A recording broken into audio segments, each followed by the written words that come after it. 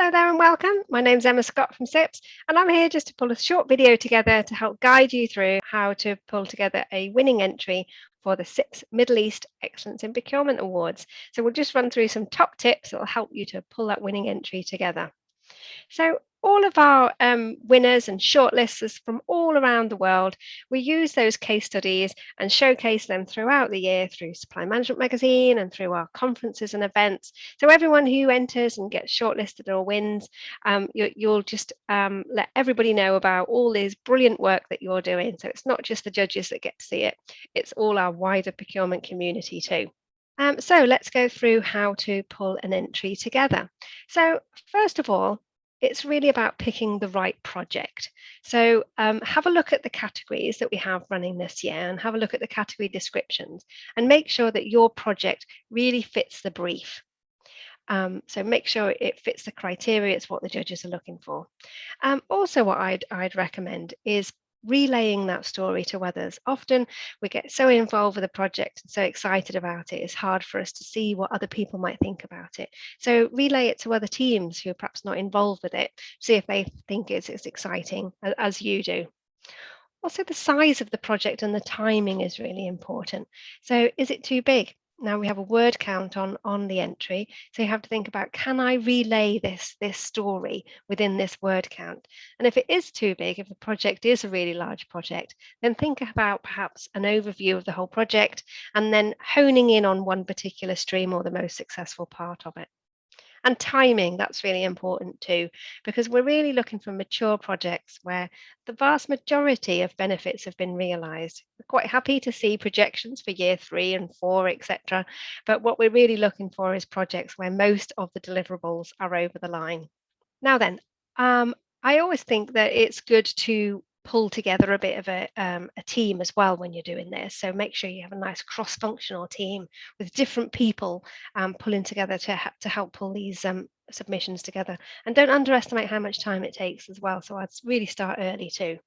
So picking the right project and then making sure these judges when they first start reading your submission, and remember they're reading hundreds of them, they're really drawn in. So that first impression counts. What's your hook? What's so exciting about your project over and above the others? So that summary, summarising exactly what the judges are expecting to see when they read through your whole submission is really, really important to draw them in. Think about what language you use as well. So avoid jargon and TLAs, 3-letter acronyms. We're all very guilty of using those in procurement. And all our judges are very experienced procurement professionals, obviously, but there's still internal jargon or sector-specific jargon that perhaps might not translate.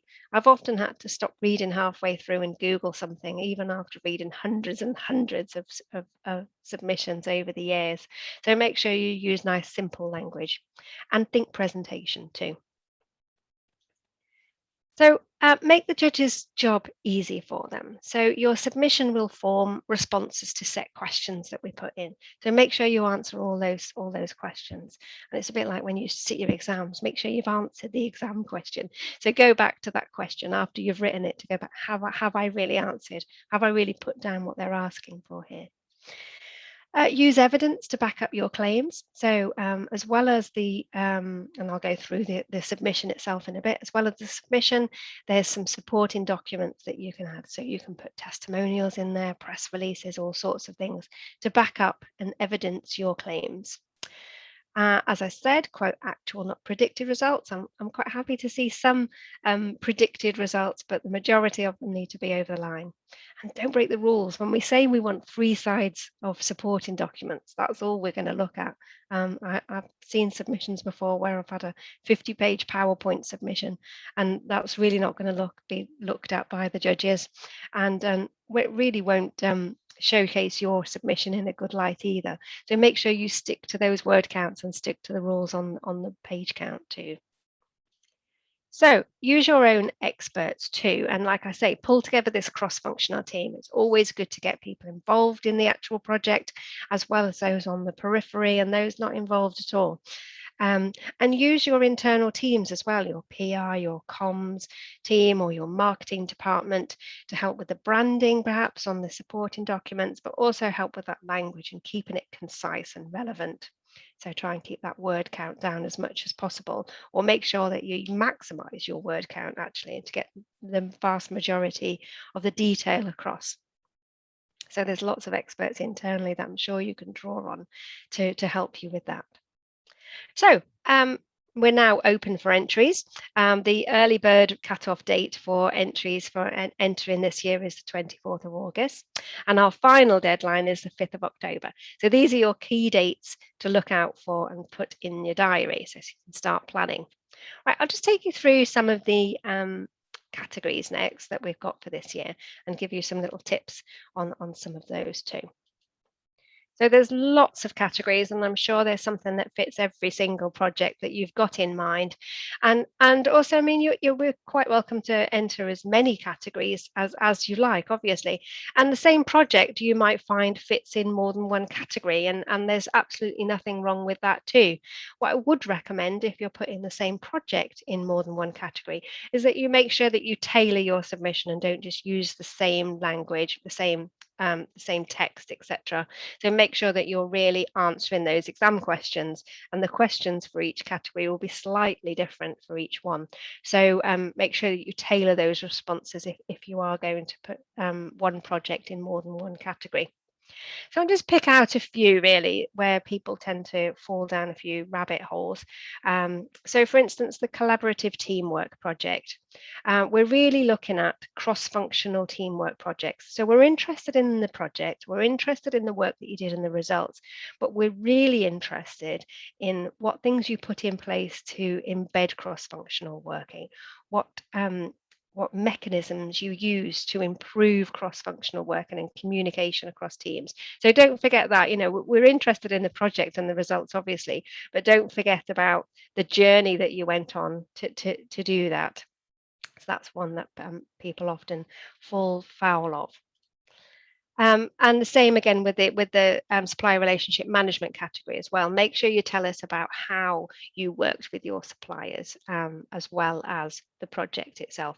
And that category for supplier relationship management, it could be about a strategy project that you put in place to improve supplier relationship generally, or it could be one particular project that you had with a supplier. So you can think big strategic projects, or you can think actual small ones that you got over the line. We've got the team of the year and the under the large organization and small organization. So have a look at the criteria for both of those. And then we have leader of the year and young talent as well. So they're the individual categories as well. So young talent is anyone under 30. Or 30 and under, I should say. So I'll just go through a little bit about the process. We have a panel of about 20 independent senior procurement and supply chain professionals from a wide range of sectors. The judges are split into groups and score about 4 or 5 categories each to decide the winners. And we split the judges into teams, and they only look at those particular categories that they are judging, and they're not privy to any information on any of the other categories.